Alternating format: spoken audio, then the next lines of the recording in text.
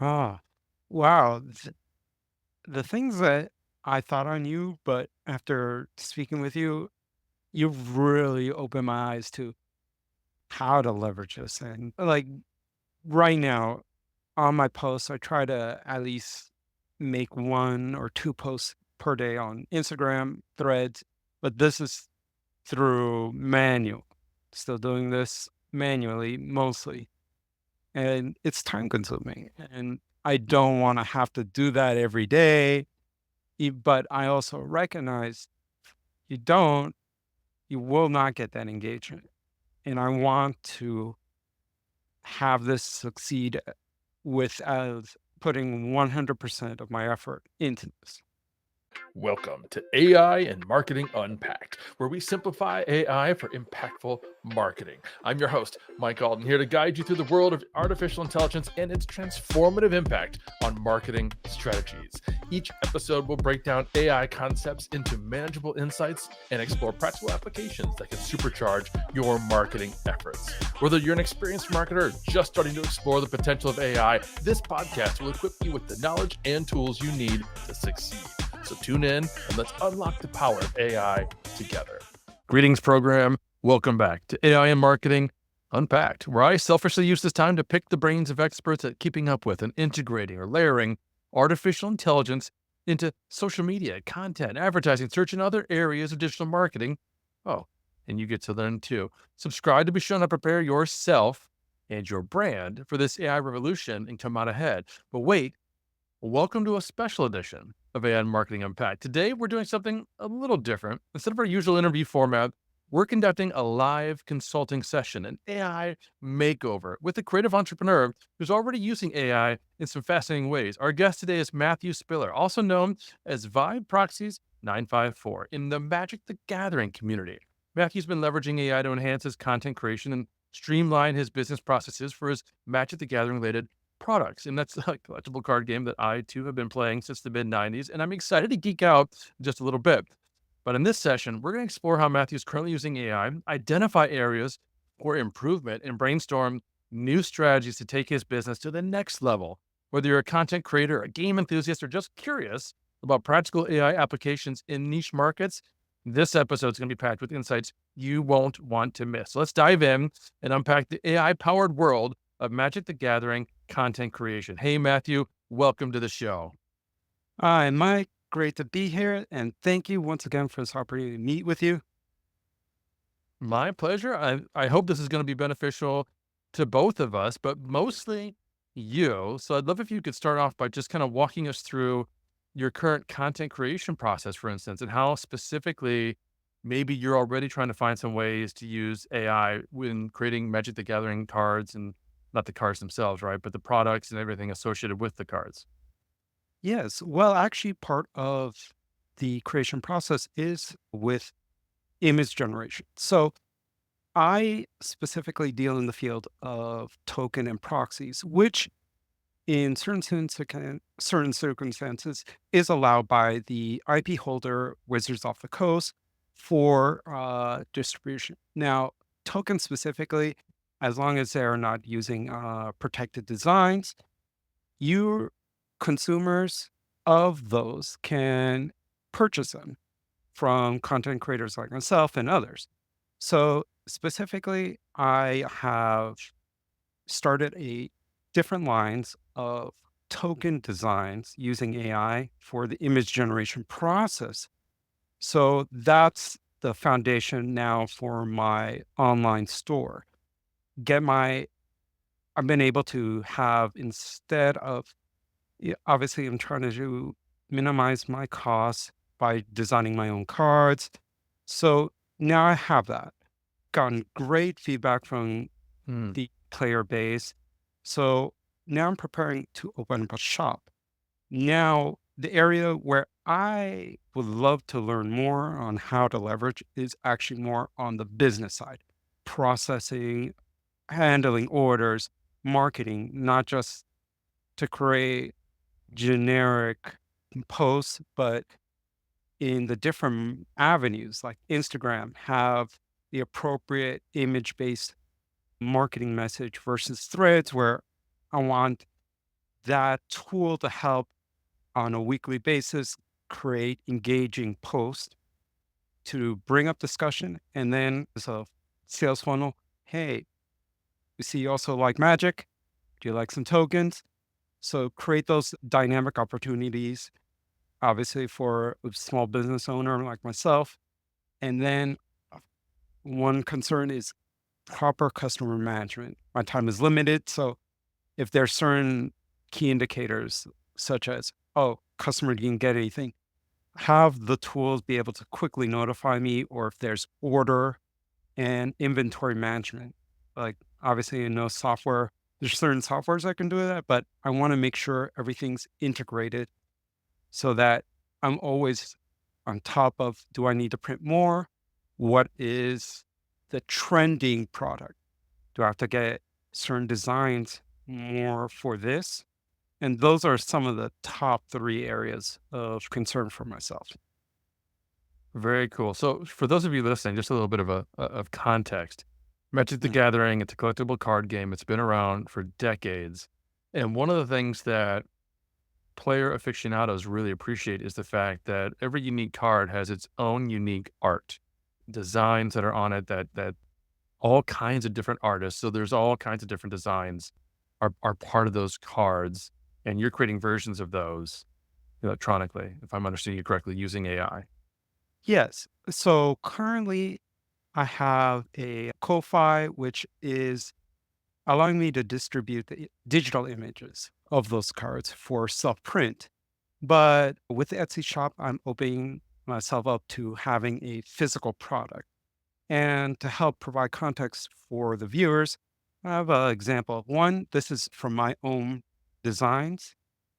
So as you Okay. can see here, I created the frame around it, but the central image in the TV is using AI to generate that. And so with the frame already done, I can quickly just focus on the image itself. And now the business will be dealing with physical inventory. So it's always one key concern is, okay, maintaining inventory, because if I see something good, I need these tools to be able to understand, okay, every transaction for this will decrease from the inventory. Once I reach at a certain point, quickly notify me via text or email to say, we're running low. You'll have X amount of time, typically from the printer to shipping to now to get replacements. So it'd be at this level, make sure to have myself put in order to continue the flow of business. Got it. So, we're recording this in mid-October Mhm. 2024. And I would say that as of right now, AI agents, something we talked about briefly before we started recording, aren't in a position yet to really help you. That's something that you're going to want to pay attention to over the next 6 to 12 months.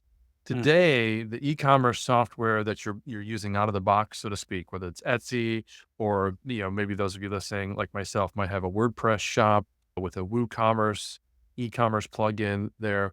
Those kinds of shops, they can already be configured out of the box to have specific inventory levels for mm, specific products and to send alerts when you reach a certain threshold, not when you're out, but when you have 10, 20, 100, whatever units available still. So that's the kind of thing where you can still get that notification. Now, what happens next will still be a very manual thing, right? You'd get a notification that a product is running low, which also then tell you that it's trending, mhm. and it'll be up to you to do something about it. Now, I believe really in 12 to 18 months, there will be AI agents available to help us automate those steps. Now, for those of you listening, we haven't talked about AI agents a lot on this show, but imagine you're talking with ChatGPT or Claude, or that's your normal generative AI experience where you tell it to do something, you tell it to give it an output, and it gives you the output, and then it waits for you to do something next, for you to tell it what to do next, if anything. An AI agent is kind of the next level of artificial intelligence where it as a system will be empowered and have the capability to take actions on your behalf. So in this case, you could have an AI agent in place to automatically run a print job if a particular item gets low enough in inventory, it would automatically notify you. It could automatically check shipping statuses and that sort of thing and do all the kinds of things that you're talking about. We're not there yet at a level certainly that a small business would be able to employ. There may be enterprise systems available that I'm not as familiar with, but obviously they're going to be way outside the budget Yeah, for what we're talking about.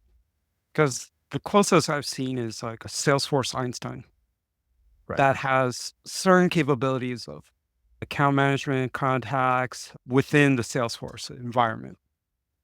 Yeah, that's a great example. Yeah, Salesforce's built-in AI, they call it Einstein, and that has all kinds of additional AI capabilities built in. And we hesitate to call it agents, even though Salesforce will say it's agents. It's really more automation. It's really more really, really smart automation, if this, then that kind of sequences. But again, within the next 12 months, it will have true AI agent capabilities where it will be able to go and do things on our behalf, speak with other systems, not within the Salesforce environment, for instance. But even to leverage that, you'd have to have a Salesforce license, which isn't inexpensive, right? And that's That's something I'm trying to be very interesting. cognizant of, right, for yourself and other small business solopreneur content creators. I'm kind of including myself in that bucket, by the way. Happen to work full time for Agorapulse, but this show, my blog, the social media hat, which I've had for a couple decades now, practically, that's always been a solopreneur exercise for me. So I feel for you because I'm always trying to limit my own expenditures. I can't have Mhm. too many subscriptions and too many tools and softwares and that sort of thing. So that's the e-commerce part, where I would simply look into, in your case, Etsy, and look into their actual shop settings, the per product settings, and look for thresholds that you can set up Mm. alerts. So whenever you set up the inventory, you should be able to mark there. Yes, I would like to be notified when we hit 25% remaining, or whatever that threshold is. But what we can do also, though, for sure, is focus on your marketing aspects. That's where definitely AI can help you without having to dig into a bunch of new tools. And to give you some context, are you currently using ChatGPT or Claude or a different model, all the above? What are you using today? Most of the time, I'm actually using Gemini simply Okay, great. because, yeah, for me, the way I'm using it is like specifically for spelling corrections, tone changes. So, but what I want to do is like have it set up so that I know there are services, but I would like it to, I've seen demonstration and I know its capability to have access to accounts and distribute that to all of them at the same time.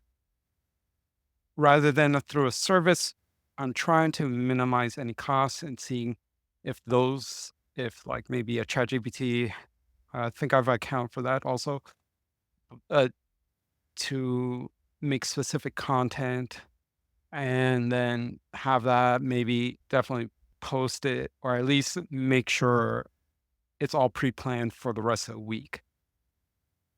Yeah. So what we're going to talk about often, I think, in this conversation going forward are Gemini gems. Mm, And I haven't played with them a whole lot, but my understanding, and I hope I'm correct in this, is that the gems are very much like custom GPTs or Anthropic Claude artifacts, where you'll be able to set them up in advance and they will live there as kind of a document that Gemini can refer to and you can refer to.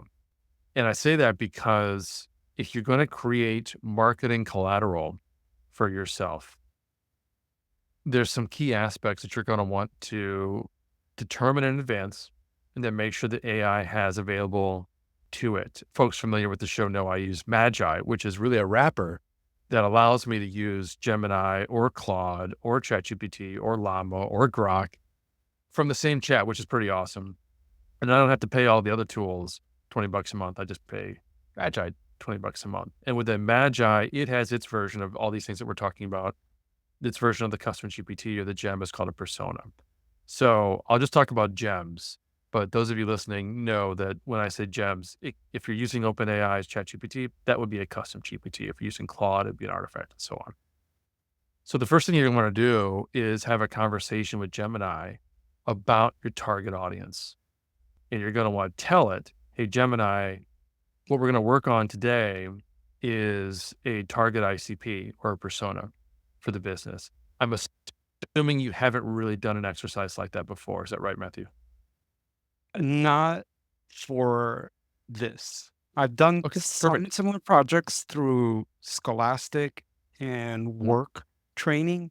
So I'm familiar with the concept, but not having actually applied it to myself.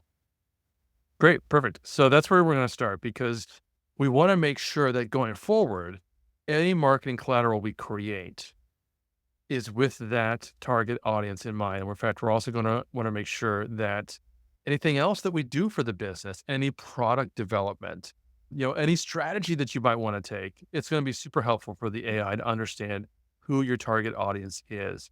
So you start off the conversation by saying, hey, look, I want to create one or more target ICPs or personas for my audience.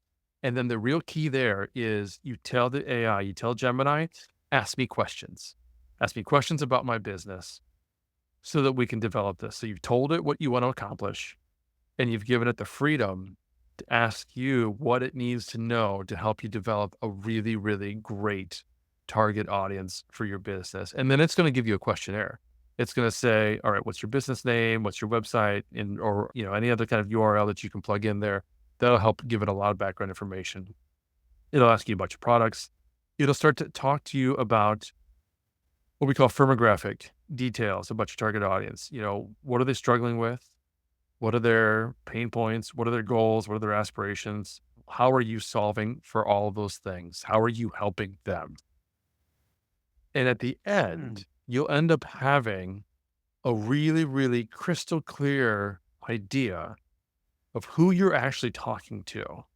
And it might be, male versus female. It might be age. It might be geographic stuff, maybe. But most importantly, it'll be a very defined segment of the entire world, of the entire Magic the Gathering community, because I think we got to be honest, not all Magic the Gathering card players are going to be interested in what you have to sell. It's a subset of that larger segment. So you have that conversation.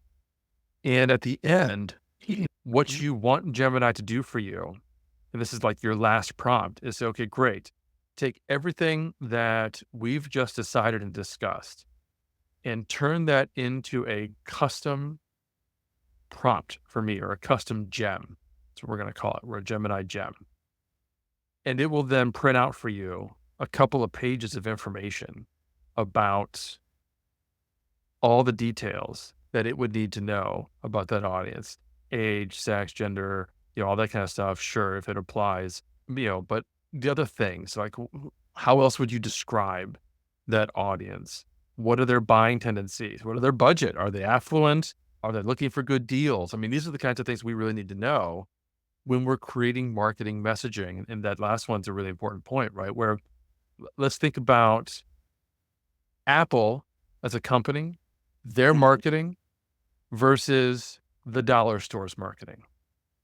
Completely They're both different. pretty big companies, right? But they're completely different. They're talking to different audiences. Apple's not talking to somebody that's, looking to bring in coupon codes and that sort of thing. That's not their audience, So that will help inform everything else you're doing. So that's the first step is to identify that. Copy and paste it into a Google Doc or an Evernote note or something like that so that you can easily reference it. But then also go into Gemini's settings, create a gem for yourself, call it audience or whatever you want to call it, and just paste in what Gemini created for you. Because then going forward, anytime you want to talk to Gemini about strategy, talk to it about a product development, talk to it about a marketing campaign, or even something as easy as a social post, the first thing you want to do is get that audience input. So I've got a step two, but I'll stop there for a second. What questions do you have about building a custom audience for your AI? So I guess within this process, is there this would be focused typically then on only one demographic? Because what I at least try to do to help differentiate myself is I'm bilingual, so I speak both English and Spanish, so I also try to focus efforts on the community of the Latino Magic the Gathering community, especially in like Mexico, South America, Spain. I collaborate with other creators there, play posts. So at least should then I have one gem just for English and the North American diaspora, and then another agent or gem for the Spanish community, or can it handle both? It's a great question, and this is something that every business needs to think about. And regardless of their use of AI, this is almost a higher level business question, right? How many target personas do I have to define for my business? Right. And it may be that if language is the only difference, then you don't need a second persona. If that is the only differentiator between that audience, if every other aspect of the definition of their persona, what they're looking for, what they can afford, what they're interested in, how they talk, all those other things are the Right. same, then all you're talking about is translation. And between you and the AI, you can handle the translation. But if there's other differences beyond language and geography, if there's other differences in terms of what their interests are, what's how they tend to approach the game and collecting and their embracing of technology. Because there's an aspect, for instance, to your business, traditional Magic the Gathering players like myself, we're old school analog guys. I've got cards, as I told you before the show, right, that are 30 years old. And I keep them in this little, honestly, it's like a treasure chest thing. And that's it. That's how I play. I don't play online really or doing these other kinds of things. And if I was technology averse, which obviously I'm not, but if I was technology averse, that would be the sum and total of my involvement in Magic. I probably would not be interested in tokens and proxies and playing online and all the other things that you can do with the game. So that's part of the process, right? And if you notice that there's a difference there between, you know, English speaking folks who live in the United States versus Spanish speaking folks who live in more Latino regions, then I would absolutely have just repeat that exercise and create a second persona for the Latino community. The other thing you could do, if you're not sure, go ahead and repeat the exercise. But the first time you do it, you're thinking about English speaking individuals. And the second time you're doing it, you're thinking about your Latino community and see if there's a significant difference between the two. At Agorapulse, like I said, where I work full time, we've got 4 different ICPs, and 2 of them are very, very similar. They're social media managers. But one of the ICPs is social media managers who work for retail businesses, and the other one is social media managers who work for hospitality businesses. And again, in many aspects, if you were to compare their ICPs side by side, they would probably be 75% the same. But that But 25%. that 25% is enough to make us want to have them as a different ICP where we can change the things that we're talking about to be of real interest to one versus the other. Hospitality, for instance, has very little, if any, online e-commerce, whereas retail increasingly has more and more online e-commerce. Even if they've got a brick and mortar company, they're almost dead in the water if they're not also talking about online, which means as a social media manager, you've got to manage both expectations, foot traffic and online shoppers. Whereas hospitality is almost 100% foot traffic. And that's just one difference between the two of them that might come out. Yeah. Maybe not in a marketing campaign or an ad or something like that. So yeah, that was a great question. Anything else about audience? I'll have to try it out, definitely learn the Yeah. process, because this is something you're once you start looking into business marketing, you have to get into that. But this is the first time where I have to really stop and consider, okay, not just beyond these are Magic the Gathering players who will purchase. It's like, okay, who is actually my target audience? Yeah. Yeah. And again, the AI will help walk you through that. That's why I'm phrasing this as, tell the AI what we're going to do and then tell it to ask you questions because that way Mhm. we don't have to come up with some kind of elaborate chain prompt that walks you through it. It doesn't have to be that complicated. any artificial intelligence you're talking to, whether it's Claude, Gemini, ChatGPT, even, Grok, it understands what a target persona is, and it understands all the frameworks that are out there for building a target persona, and it will be able to easily walk you through this just like a paid marketing strategist sitting by your side. And by the way, I should say, expect to spend some time on this. Expect to get some questions that you don't know the answer to right off, and you're gonna need to go off and think about it, come back another time. This isn't something that you're gonna knock out on a Friday night. This is something that it took me over the course of 2 weeks. I don't know how many hours, but it was over the course of 2 weeks for me to develop this specific for not just my social media hat audience, but that subset of marketers within that audience that's interested in artificial intelligence. So I've got an audience just for that. So the second crucial step before you're even creating any kind of assets is to come up with a voice gem or custom GPT. And your voice, this is how you come across as a brand, your style, your tone. Mhm. And it's important to think about, and it's important to do the audience first, because there needs to be a blend in what you say and how you say things between how you normally talk and how your target audience normally talks.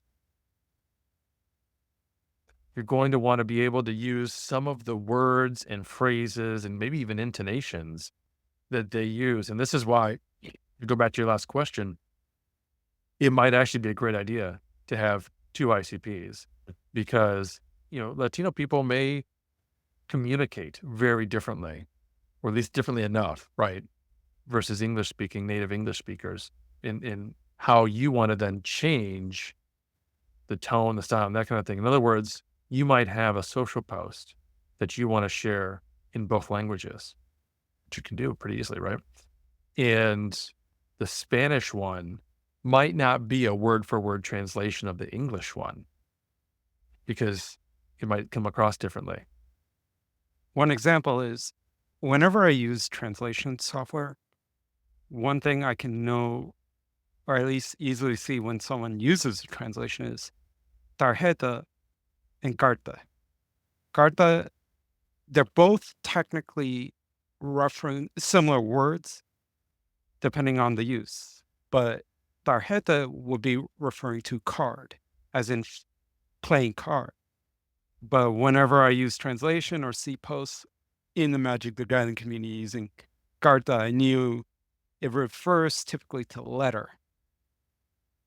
So the Got translation it. is saying, I want to say, you're seeing this letter when they really should be saying, you should really see this card. It's those types of errors I don't want to have. That's what Yeah. I usually may use that for translation software for certain things, but it always a once over to make sure, like you said, my voice is coming through the message. Right. So all of the large language models are, let's say, adequate at translating text. They're really great if it's not being translated for public consumption, right? If you just need it translated for yourself, an email, somebody else's social copy, something like that, that's fine. But yeah, if it's being translated for public consumption, as in like marketing copy, yeah, that's where we have to be careful. DeepL.com is, I think, considered one of the best translation services. But like everything else, that means there's an expense involved. It's probably better if you play around with ChatGPT versus Claude versus Gemini, and you can just do some simple tests, right? You can give each of them the exact same script and ask them to translate them using a lot of the jargon and the names and the words, right, that you're going to be using, like cards, and see if there's any difference between them. I imagine one of them is probably going to end up coming out ahead and a little bit better for you. The other thing you'll be able to do is as you're building some of these gems, when you're going to use them for creating translated or translations of your copy, you can tell it always use these translations for these words. Do not use carta for card. I mean, I know that comes from the Latin, like the Magna Carta. So that, so I understand where it's coming from in that, and it doesn't understand all the context around it, but you can tell it and you can train it that. And that's the beauty of a gem. Instead of having to say things like that every time you're starting a new prompt, you pull in the gem to the conversation, and the AI already knows all the instructions that you put in there. Right. So when you're creating a new marketing campaign, you start with the audience gem. Say, hey, I've got a new product. I want to build out a marketing campaign. I want to do email. I want to do social media. I want to do paid ads. I want to do a live stream. Here's the new product. Help me map out a campaign. And just with the audience gem, Gemini will do a great job of mapping out. Cool. And you can tell it to ask you questions. Remember, that's always part of my basic prompt, right? Ask me what else you want to know before Mm, giving me the output. Because, like, one thing I forgot to just spit out in this example was a campaign start date and an end date, which Gemini would know to ask if you give it the freedom to ask that. But we have to tell it that it's okay to ask questions. It also helps to tell it, take your time. I don't know why exactly, but if you tell AI in any one of these large language models, take your time, that helps, even though it may not be a discernible difference in the output time. It's that freedom to think about it, which is where we're going with our AI. And I don't want to get too much into the large language models, but the early ones did not have that freedom to think about and evaluate the output. Whereas ChatGPT 4.0, that was a big part of the difference with that large language model. It was designed to think about and evaluate the response before it outputted, which is why it could tell you how many R's are in the word strawberry versus ChatGPT 3.5 could not answer that question correctly. So those are a couple tips. So yeah, so then the next thing is, like I was saying, we want to go through that same kind of audience process, but now we want to talk about voice, tone, style. And so you tell Gemini in a new chat, all right, we're going to create a style guide and a voice guide or a brand voice for myself and for my organization. Ask me questions, ask me what you want to know. And it will again deliver for you a questionnaire. Now, the one difference here with this exercise is you're also going to want to feed it examples. You're going to want to look back through things that you've written, blog posts, emails, ebooks, PDFs. Social copy is okay, but generally speaking, social copy is not long enough. So you'd have to feed it if we were doing strictly like threads posts, you'd have to feed it like 50 because you want to give it a lot of examples of your writing. This is an area where I'm fortunate because I like to write. I write a lot. I'll put it's no problem for me to put 2,500 words into a single blog post. So I was able to give ChatGPT, I think maybe 3 blog posts before it was like, oh yeah, okay, Mike, I get it. I understand. You're a sci-fi nerd. You love historical references. You love taking really complicated topics and simplifying them for your audience in a very conversational, approachable, authentic, trustworthy way. I'm like, yeah, see, you nailed it. You got me. I mean, and there was more to the analysis there, but it totally understood it. And that's what you want to get to. You want to get to the point where Gemini has now defined for you, Matthew, this is your style. This is how you approach your writing. This is how you approach your communication. And then you blend that with your audience. Say, okay, cool. That's me. Here's my audience. You bring in the gem that you already created for your audience. You say, do I need to adjust this to resonate more with my audience? Are there key words, phrases, other communication styles that my audience prefers that I need to think about? And I give you a really silly example. You might be the kind of guy that no matter the situation, even if it's a live stream or a consulting call like this, you're not afraid to swear. That's just part of who you are. You cuss all the time, and you're cool with that, and you don't care what anybody else thinks because that's just part of your approach to communication, and mhm. there's nothing wrong with that. But what if your target audience, the people you really want to sell to, they're turned off by swearing? That's the kind of revelation we want to have out of this process. We want Gemini to come to you and say, it's probably not going to come with that kind of a revelation, but it might tell you something like, your audience is not interested in science fiction. That might be something it tells me, right? And I'm like, oh, okay. So enough with the Star Wars references. I gotta leave that alone and not use that in every other blog post or social post. Switch to So that's silo. very informative. Yeah, which society absolutely, or spycraft, who knows? But those are the kinds of insights we want to get out of this. And then at the end, just like with audience, we're going to tell Gemini, cool, create for me a complete instruction set for a gem, or for those of you listening, for a custom GPT or an artifact or a persona, depending on what model you're using. Create for me a complete instruction set so that you understand the next time I ask you exactly what my voice and style should be. And it'll print that out on the screen. Then you copy and paste that 2 places into a document that you can reference if you need to, and then into a new gem. And then you test them. Right. You start a new chat, you reference the audience or the voice, whatever you call it, and you say, okay, great. I want to create a social media post talking about Magic the Gathering's latest release. I mean, just pick something, right? And you give it the details, the facts, and you let it craft the social post.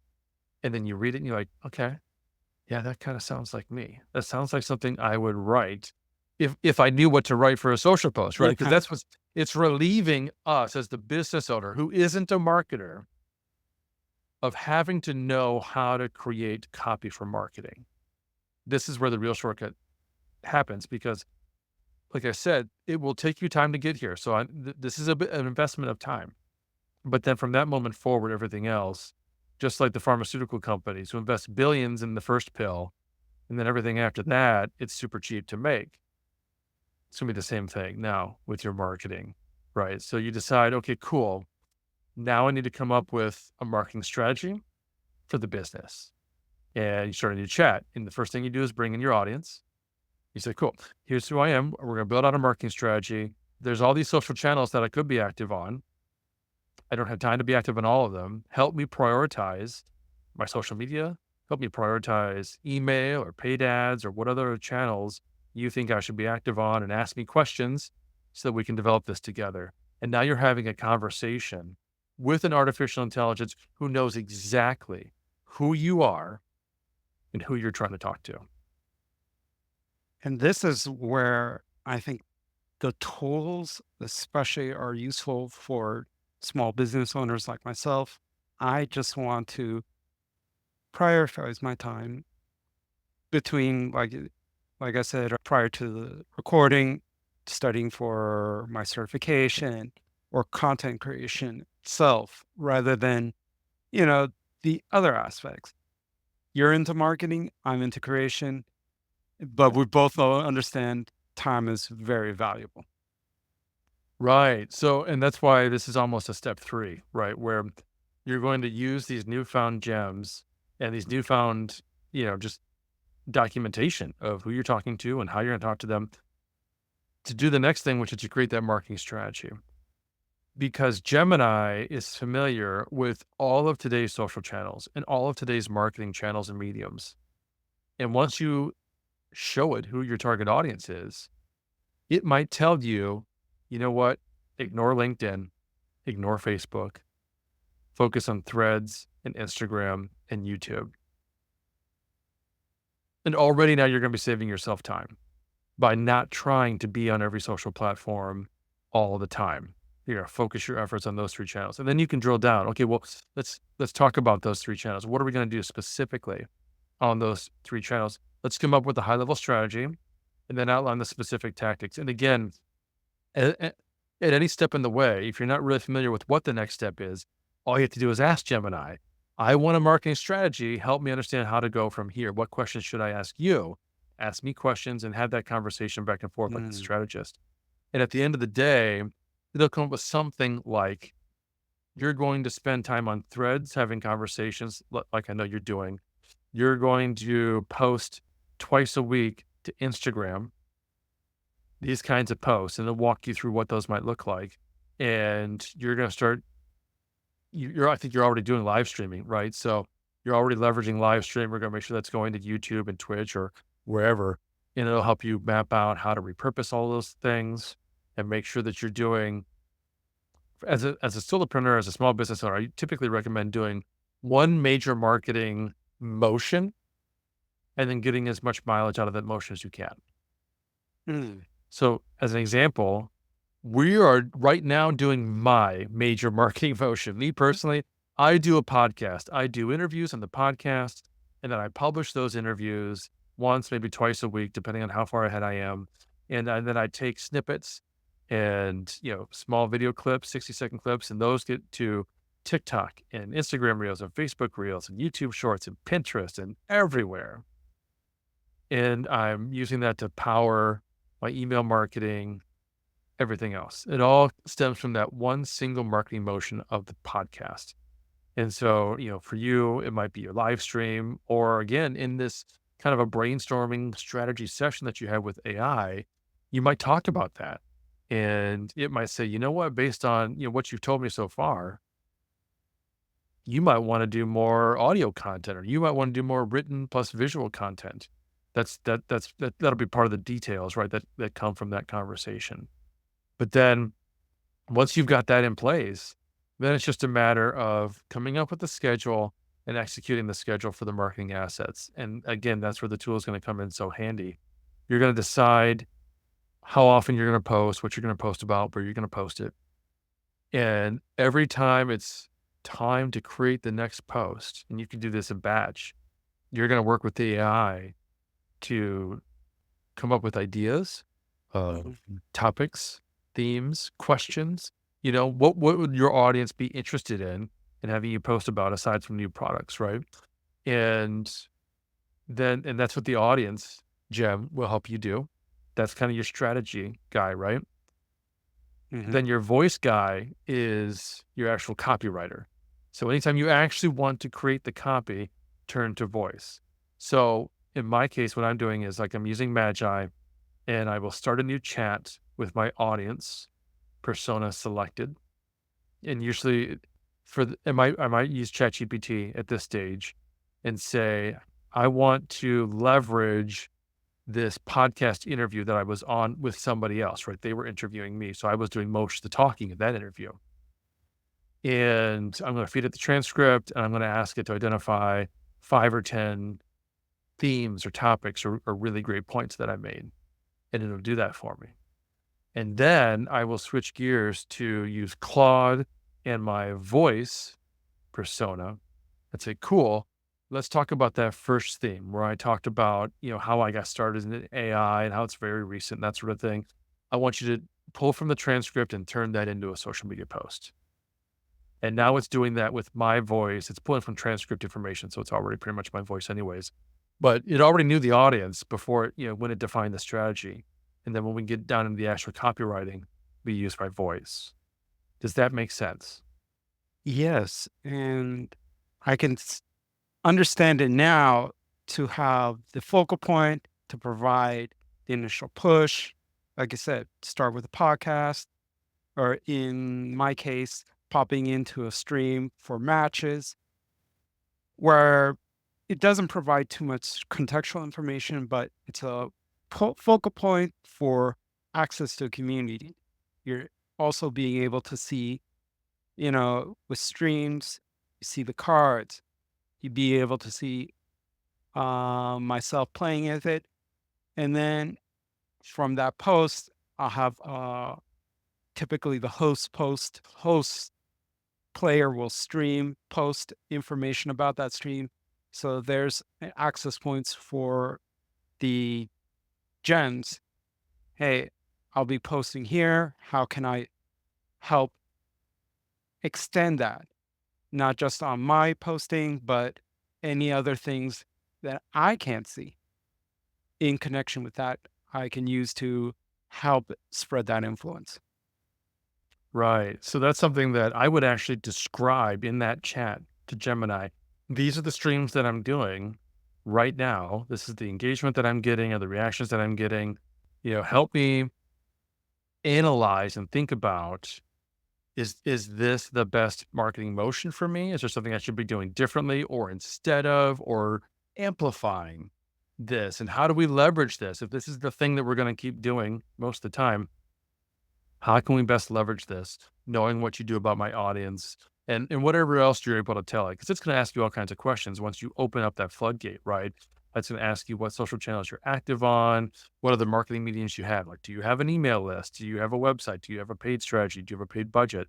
And whatever the answer is to any of those questions is the right answer. That just helps Gemini understand, okay, these are the things that we have to work with. This is your time. That's going to be a really important thing, right? Just how much time do you have available to invest in that? Because if I'm just putting my own hat on for a moment, I don't have a lot of time because I've got a full-time job. This is my side gig, right? I work on the social media hat, a couple hours in the evenings during the week because I've got a family, but my girls are busy doing dance and horseback riding, all that kind of stuff. And then pretty much Saturdays, I have almost the entire day most of the time. And that's it. So like I publish on Saturday mornings because that's when I have like 3 hours to just sit down with my latest podcast episode and work through the editing, the publishing, the promotion. There's a whole process there. But that's me. Not everybody has even that much time, right? Particularly if it's from a market perspective. If we're talking about promoting your business and you want to approach it from an 8 to 5 perspective, meaning your evenings and your weekends are your own, and that's cool. So then how much time out of your week, out of your 40 hours, can you devote to marketing? That should be one of the things that we talk about with AI so that it understands, okay, Matthew has said he's got 4 hours a week that he can put to marketing the business. And I'm just that up, whatever that time is. And it will have a fairly good understanding of how much time it takes to do a lot of the things that you could be doing with marketing. And it will then help you prioritize all those different tasks. Ah, wow. The things that I thought I knew, but after speaking with you, you've really opened my eyes to how to leverage this and to not see, like, right now on my posts, I try to at least make 1 or 2 posts per day on Instagram, Threads, but this is through manual. Still doing this manually mostly, and it's time consuming. And I don't want to have to do that every day. But I also recognize you don't, you will not get that engagement. And I want to have this succeed with as putting 100% of my effort into this. Yeah. And so one of the things that this going through this exercise will help you, you'll identify the channels that you want to leverage. And from there, you'll be able to look at very specific tools that you can use to manage those channels. The one thing that I'm pretty sure Gemini cannot do yet, because I'm pretty sure most of the large language models cannot do it yet, is take an action on our behalf. You can't ask Gemini to craft an Instagram post for you, give you a prompt for an image, create the image, and then say, go post that to Instagram for me. I'm fairly certain they don't do that. And honestly, I'm not even sure if they ever will, because in order to post to social platforms, you have to have access to their APIs. And that's a bigger deal and a bigger question. Some of them, like X, charge for that API access. And I guarantee you, Google does not want to pay X a dime. So you'd never be able to post to X or Twitter from Gemini and probably most of the others. But what you can do is use the large language models to come up with a promotional calendar, a schedule, how many times you can post and when, help you create the content, and then subscribe to an inexpensive tool that'll help you manage that. And that's why I say determining the channels is first, because you want to make sure that if you subscribe to a tool, it supports the channels you want to support. And I say inexpensive because for most small business owners like yourself, you're only going to be talking about 2 or 3 channels that you're going to want to post to regularly. So let's say it's Instagram, Threads, and YouTube. Something like that. You could use a Pulse or a Buffer or something like that at a free or inexpensive plan level because it's only you. So it's one seat and it's only 2 or 3 profiles. most of the tools, like Agorapulse has a free plan that you can do 1 seat and 3 profiles. Buffer has a free or $10 a month plan. I think it's been a long time since I looked at their pricing, but it's probably not far off. That'll do a few profiles. So then you use the AI to help you create the content, and you could do all that, in batch, and then push all that to the tool, like Agorapulse is Agorapulse, and let the tool then post for you on that schedule. In fact, I work for Agorapulse, so obviously I'm unbiased, but one of the things I like about Agorapulse is they have a content queue. So if you decide you're going to post 2 times a day to Instagram, which might be a lot, I'm betting the AI will tell you you don't need to post that often to Instagram. But let's say it does. You could set up a time schedule and say, I'm going to post at 10 a.m. and 2 p.m. every day, or maybe Monday through Friday.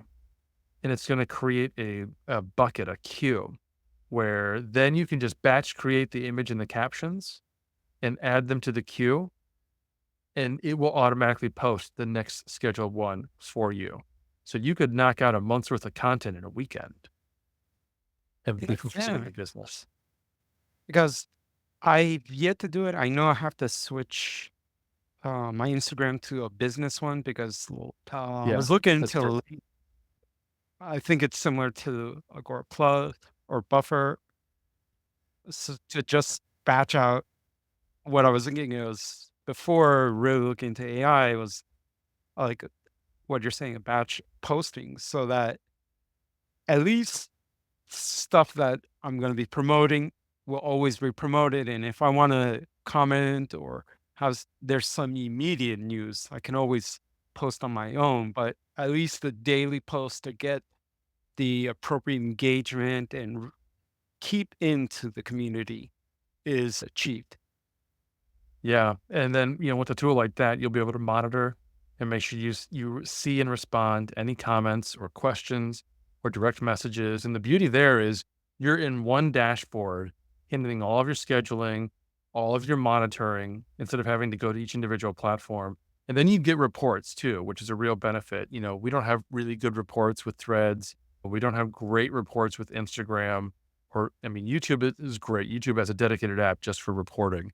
But when you can bring all that into a single dashboard and see which channels are performing how, that's going to help you make really smart data-driven decisions down the road. And then you could even think about adding something like Chatbot Builder AI to your Instagram play. So you can have posts going out via Agorapulse to Instagram that tell people, hey, you know, comment Shivan and I'll send you a discount code or something like that, right?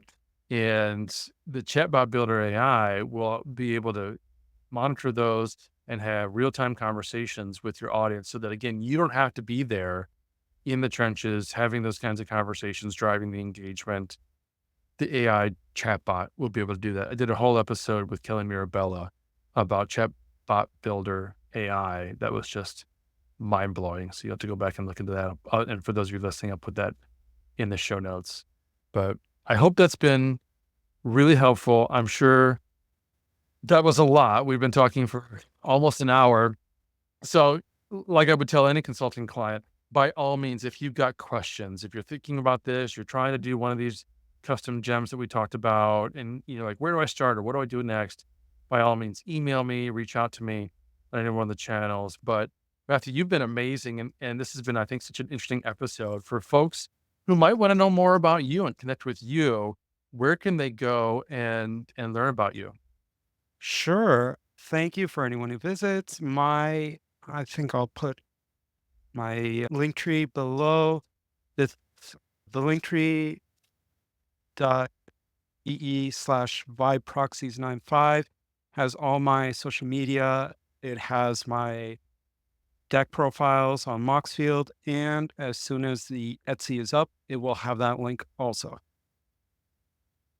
Terrific. I'll have all of Matthew's links in the show notes below. And if you enjoyed this episode, if you enjoyed it and you want to learn more, you want to hear more AI makeovers just like this, definitely let me know. And if you're facing some unique challenges in implementing AI and marketing and want to be considered for a future AI makeover, please reach out. Until next time, welcome to the grid. Thanks for joining us on AI in Marketing Unpacked. I hope today's episode has inspired you and given you actionable insights to integrate AI into your marketing strategies. If you enjoyed the show, please subscribe on your favorite podcast platform and consider leaving a review. We'd love to hear your thoughts and answer any questions you might have. Don't forget to join us next time as we continue to simplify AI and help you make a real impact in your marketing efforts. Until then, keep innovating, see just how far AI can take your marketing. Thank you for listening and have a fantastic day.